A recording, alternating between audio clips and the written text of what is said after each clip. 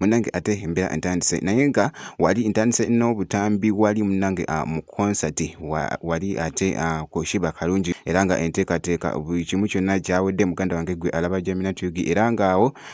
kyalabiddwako wali nga bali mu kusettinga stage era nga wogiraba awo kakati ate wali ne balaga nga era olunaku munnange nga bamaze dda olusettinga era nga wali kirikirya nnyo ate neyanziza concert egina kubeera nga ate etuukawo mwana muwala ono Shiba Kalungi ng'ali mu kweyanza abawagizi be munnange wali ate gwe alaba Gemina Tug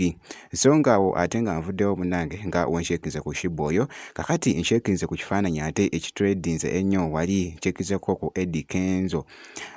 jjukira nti nno twalaba wali emabegako Eddie Kenzo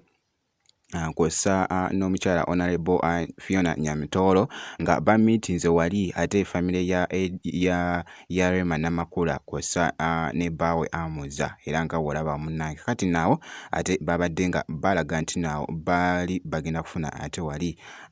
Camelo wali wonna munnange gwe alaba Gemina Tug naye nga bwe kiti ate Eddie Kenzo beeyongedde ate okubeera nga ebifaananyi bakyabiteekerayo ddala okuba nga bakyatredinga wali wonna wonna munnange gwe alaba Gemina Tug kakati awo nga nvuddewo nkutte wali ku Dr. Jose Chameleone nchekinzeeko ne ku Dr. Jose Chameleone munnange wali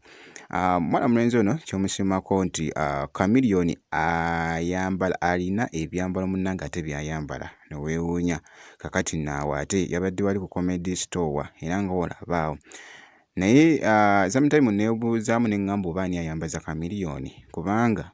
Chameleone ye teyeerumya mwambazi munnange gwe alaba Gemina Tug ate engoye ze azikola nga za njawulo nga toyinza kusangawo munnange ate muntu like kiba kizibu okusanga serebu ate nga ayambadde ngera wolabaawo Chameleone nga wabadde ayambadde munnange wali gwe alaba Gemina Tug naye nga yabadde wali ate ku Comedy Store kakati ngenda kubeera nga ate nkulekerako katambi kano weeyongera okulaba ku Dr. Jose Chameleone ono ate we yabadde wali ku Comedy Store wali wonna kakati nno nja kubeera nga ate nkomawo maaso awo